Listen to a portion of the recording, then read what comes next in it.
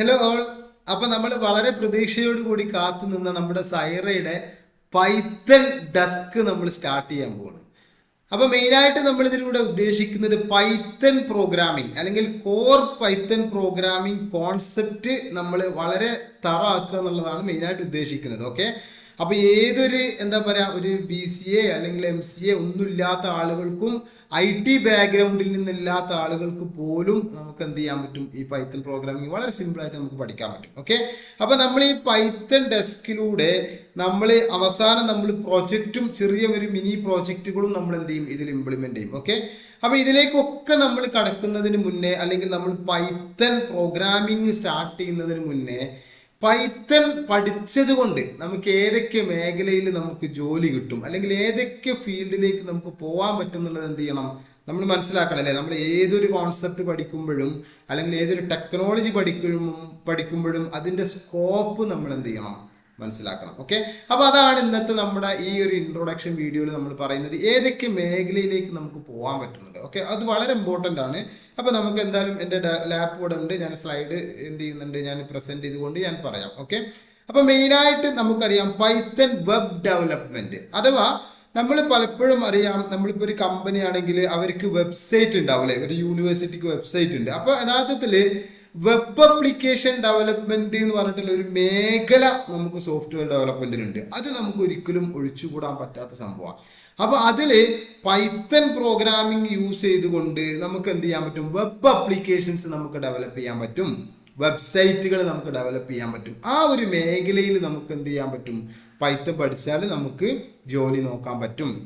അതാണ് നമ്മുടെ ഫസ്റ്റ് മേഖല. അപ്പൊ അതിന് നമുക്ക് പൈത്തണിന്റെ ഫ്രെയിം വർക്ക് ഉണ്ട്. കോർ പൈത്തൺ അല്ല വരുന്നത്, കോർ പൈത്തൺ ആണ് അതിന്റെ പ്രോഗ്രാമിംഗ് ലാംഗ്വേജ് ഒക്കെ വരുന്നത്.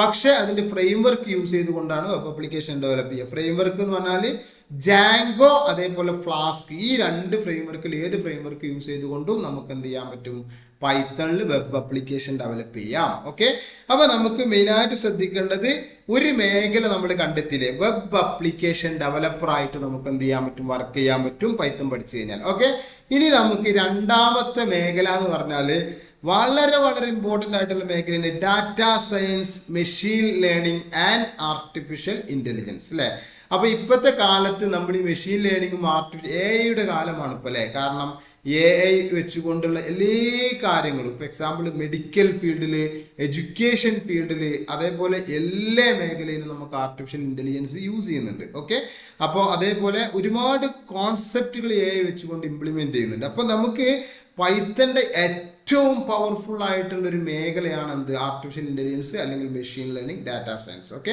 അപ്പോൾ പൈത്തൺ മെയിനായിട്ട് ഇതിനൊക്കെ യൂസ് ചെയ്യുക. ഒരു സിമ്പിൾ എക്സാമ്പിൾ ഞാൻ പറയുകയാണെങ്കിൽ നമ്മുടെ NLP ഇല്ലേ, നാച്ചുറൽ ലാംഗ്വേജ് NLP കോൺസെപ്റ്റ്, അതേപോലെ നമുക്ക് എന്താ പറയാ നമ്മുടെ ഫോർകാസ്റ്റിംഗ് ഇല്ലേ. ഇപ്പൊ എക്സാമ്പിൾ ഈ ഒരു വർഷം നമ്മുടെ കമ്പനിക്ക് ഇത്ര ടേൺ ഓവർ ആണെങ്കിൽ നെക്സ്റ്റ് വർഷത്തിൽ എത്രത്തോളം ഉണ്ടാവാം, അങ്ങനെ ഫോർകാസ്റ്റിംഗ്, അതേപോലെ ഇമേജ് ഐഡന്റിഫിക്കേഷന്, സ്പീച്ച് റെക്കഗ്നൈസേഷന്, അങ്ങനത്തെ ഒരുപാട് മേഖലകൾ നമുക്ക് മെഷീൻ ലേണിംഗിന് മേലൊക്കെ ഉണ്ട്. അതേപോലെ പേഴ്സണൽ റെക്കമെൻഡേഷൻസ്, റെക്കമെൻഡ് ചെയ്തത്, അഥവാ നമുക്കിപ്പോൾ ഒരു മൊബൈൽ വേണമെന്നുണ്ടെങ്കിൽ ആ ഒരു നല്ല മൊബൈൽ നമ്മുടെ പ്രൈസ് ലിസ്റ്റിൽ ഒരു മൊബൈൽ നമുക്ക് എന്ത് ചെയ്യാം, റെക്കമെൻഡ് ചെയ്ത് തരും. ഓക്കെ, അപ്പോൾ അങ്ങനത്തെ റെക്കമെൻഡേഷൻ സിസ്റ്റംസ് ഇതൊക്കെ വരുന്നൊരു മേഖലയാണ് യഥാർത്ഥത്തിൽ എന്ത്, data science, machine learning and artificial intelligence. അതിലും ഏറ്റവും പവർഫുൾ ആയിട്ടുള്ള ലാംഗ്വേജ് എന്ന് പറഞ്ഞാൽ പൈത്തൺ ആണ്. ഓക്കെ, അപ്പൊ അതിലൊരു വളരെ കുറച്ച് ലൈബ്രറീസ് ഞാൻ അവിടെ മെൻഷൻ ചെയ്തിട്ടുണ്ട്.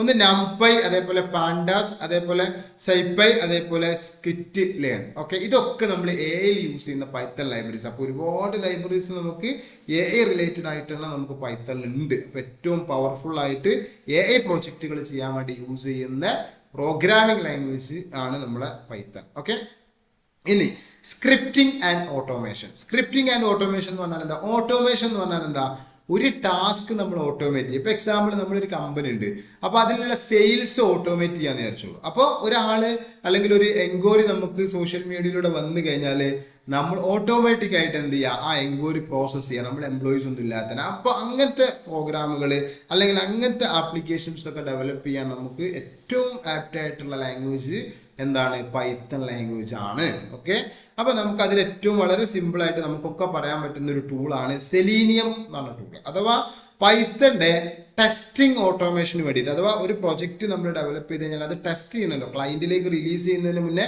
അത് വർക്കിംഗ് ഫൈൻ ആണോ എന്ന് നമ്മൾ ടെസ്റ്റ് ചെയ്യണം. അപ്പൊ അങ്ങനത്തെ ടെസ്റ്റിങ്ങിന് യൂസ് ചെയ്യുന്ന ഒരു ടൂളാണ് എന്ത്, സെലീനിയം എന്ന ടൂള്. ആ ടൂള് നമ്മൾ ഡെവലപ്പ് ചെയ്തിട്ടുള്ളത് ഏത് യൂസ് ചെയ്തിട്ടാണ്, പൈത്തൺ ലാംഗ്വേജ് യൂസ് ചെയ്തിട്ട്.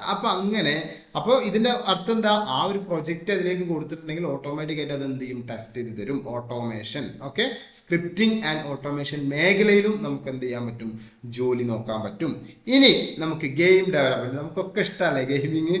അപ്പൊ ഈ ഗെയിം ഡെവലപ്മെന്റിനും ഒരു പൈത്തണ് നമുക്ക് എന്ത് ചെയ്യാൻ പറ്റും, യൂസ് ചെയ്യാൻ പറ്റും. ഇപ്പൊ പൈ ഗെയിം എന്നൊക്കെ പറഞ്ഞിട്ടുള്ള ലൈബ്രറി ഉണ്ട്, അത് യൂസ് ചെയ്തുകൊണ്ട് നമുക്ക് ഗെയിം ഡെവലപ്മെന്റിനും എന്ത് ചെയ്യാം, പൈത്തൺ യൂസ് ചെയ്യാം. ഓക്കെ, അതേപോലെ നമുക്ക് ഡെസ്ക്ടോപ്പ് ആപ്ലിക്കേഷൻ, ഇപ്പൊ എക്സാമ്പിൾ പറയുകയാണെങ്കിൽ നമ്മൾ ടെക്സ്റ്റൈൽസിലും അതേപോലെ മെഡിക്കൽ ഷോപ്പിലും ഒക്കെ കാണുന്ന ആപ്ലിക്കേഷൻ ഉണ്ട്.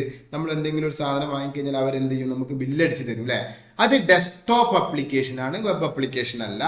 അപ്പൊ ഈ ഡെസ്ക്ടോപ്പ് ആപ്ലിക്കേഷൻസ് ക്രിയേറ്റ് ചെയ്യാനും നമുക്ക് എന്ത് യൂസ് ചെയ്യാം, അതിന് ഇന്റർനെറ്റിന്റെ ആവശ്യമില്ല കേട്ടോ, ഇന്റർനെറ്റിന്റെ ആവശ്യമില്ല. ഡെസ്ക്ടോപ്പ് ആപ്ലിക്കേഷൻ യൂസ് ചെയ്തുകൊണ്ടും നമുക്ക് എന്ത് ചെയ്യാം, ഡെവലപ്പ് ചെയ്യാം. ഓക്കെ, അപ്പൊ നമുക്ക് ഡെസ്ക്ടോപ്പ് ആപ്ലിക്കേഷൻസ് വളരെ സിമ്പിൾ ആയിട്ട് നമുക്ക് എന്ത് ചെയ്യാം, ടിൻഡർ അതേപോലെ പൈക്യൂട്ടി എന്നൊക്കെ പറഞ്ഞിട്ടുള്ള ലൈബ്രറീസ് യൂസ് ചെയ്തുകൊണ്ട് GUI വെച്ചുകൊണ്ട് നമുക്ക് എന്ത് ചെയ്യാം, ഗ്രാഫിക്കൽ യൂസർ ഇന്റർഫേസിൽ തന്നെ നമുക്ക് എന്ത് ചെയ്യാൻ പറ്റും, ഡെവലപ്പ് ചെയ്യാൻ പറ്റും. ഓക്കെ, അപ്പൊ നമ്മളൊരു മേഖല, അടുത്തൊരു മേഖലയാണ് എന്ത്, ഡെസ്ക്ടോപ്പ് ആപ്ലിക്കേഷൻസ്. ഇനി അടുത്ത മേഖല networking and cyber security. Cyber security കേട്ടിട്ടില്ലേ, കാരണം നമ്മൾ സൈബർ അറ്റാക്കുകൾ അതേപോലെ നെറ്റ്വർക്ക് ടാസ്ക് ഓട്ടോമേഷൻ കാര്യങ്ങളൊക്കെ ചെയ്യാൻ പൈത്തൺ നമുക്ക് യൂസ് ചെയ്യാം. അതിന് സ്കേപ്പ് ഉണ്ട്, അതേപോലെ എംആപ്പ് ഉണ്ട്, അതേപോലെ പരാമീക്കോ, അങ്ങനത്തെ ഒരുപാട് ലൈബ്രറീസ് നമുക്ക് അവൈലബിൾ ആണ്. ഓക്കെ, ഒരുപാട് ലൈബ്രറീസ് നമുക്ക് ഈ മേഖലയിലും അവൈലബിൾ ആണ്. സൈബർ സെക്യൂരിറ്റി റിലേറ്റഡ് ആയിട്ടുള്ള പ്രോജക്ട്സുകൾ ചെയ്യാനും അല്ലെങ്കിൽ ആ മേഖലയിൽ നമുക്ക് ജോലി സെറ്റാക്കാനും എന്ത് യൂസ് ചെയ്താൽ മതി, പൈത്തൺ പഠിച്ചാൽ മതി. ഓക്കെ,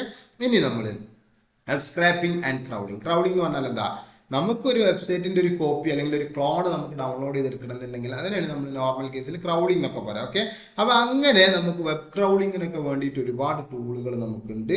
ബ്യൂട്ടിഫുൾ സോപ്പ് അതേപോലെ സ്ക്രാപ്പി എന്നൊക്കെ പറഞ്ഞിട്ടുള്ള ലൈബ്രറീസ് യൂസ് ചെയ്തുകൊണ്ട് നമുക്ക് ആ ടാസ്കുകളും എന്ത് ചെയ്യാൻ പറ്റും, ചെയ്യാൻ പറ്റും. ഓക്കെ, ഇനി നമുക്ക് IoT, ഇന്റർനെറ്റ് ഓഫ് തിങ്സ് അല്ലെ, കേട്ടിട്ടില്ല ഞങ്ങൾ, ഡിവൈസ് വെച്ചുകൊണ്ട് എന്ത് ചെയ്യാം, നമുക്ക് ഇലക്ട്രോണിക് ഡിവൈസുകളെ മാനേജ് ചെയ്യാം. നമ്മുടെ മൊബൈൽ ആപ്പ് യൂസ് ചെയ്തുകൊണ്ട് ഫാന് കൺട്രോൾ ചെയ്യാം, ലൈറ്റ് കൺട്രോൾ ചെയ്യാം, അങ്ങനെ കണ്ടുകളില്ല. അപ്പോൾ ഇന്റർനെറ്റ് ഓഫ് തിങ്സ് എന്ന് പറയുമ്പോൾ നമ്മളെ സോഫ്റ്റ്വെയറും ഹാർഡ്വെയറും തമ്മിൽ ഇന്റർ കണക്റ്റഡ് ആയിട്ടുള്ള സോഫ്റ്റ്വെയർസിനാണ് നമ്മൾ എന്ത് പറയാ, ഇന്റർനെറ്റ് ഓഫ് തിങ്സ് പറയാം. ഹാർഡ്വെയർ കമ്മ്യൂണിക്കേഷൻ, സെൻസേഴ്സിനായിട്ട് കമ്മ്യൂണിക്കേറ്റ് ചെയ്യുക, ലൈറ്റിനായിട്ട് കമ്മ്യൂണിക്കേറ്റ് ചെയ്യുക, ഫാനിനായിട്ട് കമ്മ്യൂണിക്കേറ്റ് ചെയ്യുക. അപ്പൊ അങ്ങനത്തെ പ്രോജക്റ്റുകളും നമുക്ക് വരാം. അതൊരു വലിയൊരു മേഖല കേട്ടോ.